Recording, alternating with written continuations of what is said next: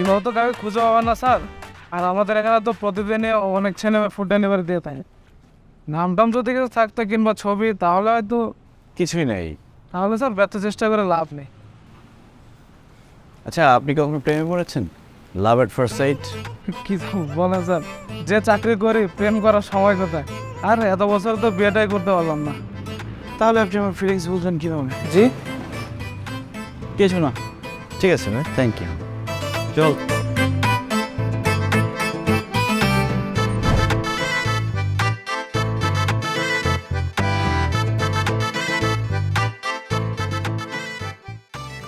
আপনার এইভাবে তাকিয়ে থাকলে আমি একটু এম্বারেসড ফিল করছি। সরি আপু। মানে আমার ছেলেকে খুঁজতে এভাবে একটা মেয়ে বাসায় চলে আসবে সেটা বুঝতে পারিনি। ও আমি আসলে একটা কাজে এসেছি, উনি তুমি কে মা? তোমার নাম কি? তুমি কোথায় থাকো? তোমার বাড়িতে কে কে থাকে? আর তুমি কি আনম্যারিড? মা, এটা কি বলছো? সরি আপু, কিছু মনে করো না। এক কাপ চা কি অদ্ভুতভাবেই না পাল্টে দিতে পারে মুহূর্তটা। পুষ্টি চা, সম্পর্কের এক গাঢ় লিকার। না না, আমি কিছু মনে করিনি। আমার নাম নাইমা জাহান দীপা। দেখো তো এখন কেমন লাগছে, কার্টুন না হিরো? হ্যাঁ, তোমার সাথে যখন প্রেম করতাম ঠিক সেই রকম সাজ করে এসেছি।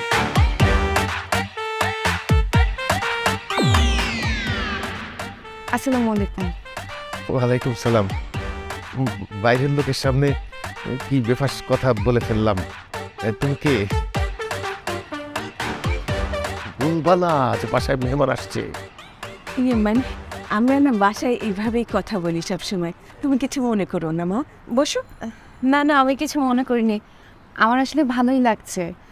ইট পাথরের শহরের মানুষগুলোও তো ইট পাথরের মতো হয়ে গেছে। আপনাদের মতো এত সহজ সরল করে কথা বলা ভুলেই গেছে সবাই। বাহ, তুমি তো চমৎকার একটা কথা বললে। হ্যাঁ, আমি কিন্তু মানুষকে খুব সহজে ভালো বলি না, কিন্তু তোমাকে আমার খুব ভালো লেগেছে। আজকে আমার একটা জরুরি কাজ আছে, এই জন্য বাইরে যাচ্ছি। তুমি আবার সময় করে আসবে, তোমার সঙ্গে আড্ডা হবে, গল্প হবে, ঠিক আছে? বাবা, কি বলছো? উনি কে, কোত্থেকে এসেছে, তুমি কি চিনো? আরে তুমি যেই হও না কেন, আমি কিন্তু মানুষটা এরকম। আমি কোনো রাগঢাক করে কথা বলি না, রাগঢাক করে মিশতেও পারি না। তুমি সময় করে অবশ্যই আসবে, তোমার সঙ্গে আমার অনেক কথা হবে। এসো কিন্তু, গল্প হবে। বাই। দীপা, চা খাবে?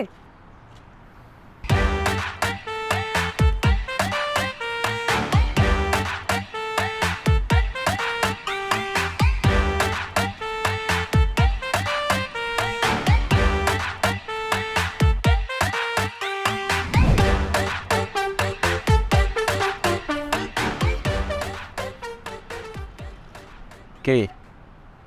কিছু বলবি? তুমি একটা সমস্যা, কি সমস্যা? মারাত্মক সমস্যা। আরে কি সমস্যা, কি বলবি বল।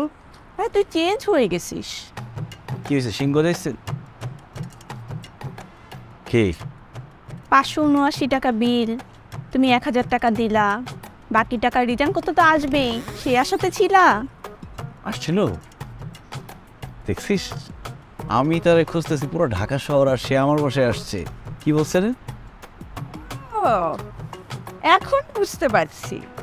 আমার ছেলেকে কোথাও যেতে বললে সে যায় না কেন আমাদের সাথে? এই করে তুমি না, আমরা যখন থাকি না তখন সব লোকজনকে, পছন্দের মানুষকে বাসায় ডাক, তাই না? এখন বুঝতে পারছি। যেমন কি বলো তো বেশ তোর লজ্জা পাইছে।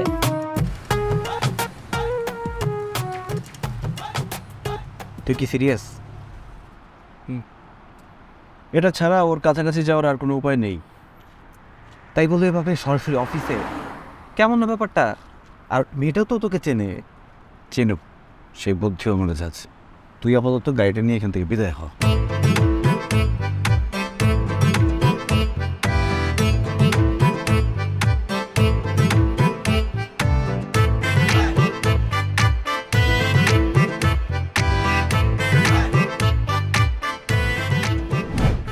স্যার চাকরিটা আমার খুব দরকার স্যার। লেখাপড়া শেষ করেছি কিন্তু কোথাও চাকরি পাচ্ছি না। পুরো সংসারের দায়িত্ব আমার কাছে, আমি বড় ছেলে। কিন্তু আমাদের তো এখন লোক লাগছে না। স্যার চাকরিটা যদি আমি না পাই স্যার, আমার আর বেঁচে থেকে কোনো লাভ নেই স্যার। আমি সুইসাইড করবো, আমি মরে যাবো, আমি আর বাঁচবো না স্যার। আচ্ছা আচ্ছা, আমি দেখছি কি করা যায়। এই দীপা, শোনো।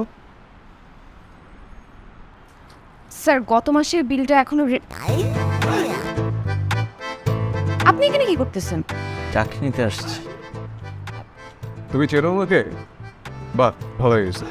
আচ্ছা দীপা, তুমি না অনেকদিন ধরে বলছিলে তোমার একজন অ্যাসিস্ট্যান্ট দরকার। জি স্যার। উনি খুব প্রবলেমে আছে, ওনাকে একটু আমাদের অফিসের কাজগুলো শিখিয়ে দিতে পারবে না?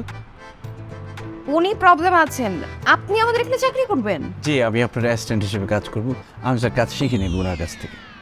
আচ্ছা শোনেন, প্রথম 3 মাস কিন্তু খুব কম স্যালারি পাবেন, আস্তে আস্তে যত এক্সপিরিয়েন্স বাড়বে তত আপনার স্যালারিও বাড়বে। স্যার স্যালারির কোনো দরকার নেই স্যার। মানে স্যালারির তো অবশ্যই দরকার, মানে স্যার স্যালারি নিয়ে আপনি একদম ভাববেন না। আমি স্যার কাজটা করে যেতে চাই। ঠিক আছে দীপা, তুমি তাহলে একটু ওনাকে তোমার আন্ডারে ট্রেন আপ করো আর আমাদের কাজগুলো ওনাকে বুঝিয়ে দাও। আপনি আজকে থেকেই জয়েন করেন, কেমন? Thank you sir, thank you so much.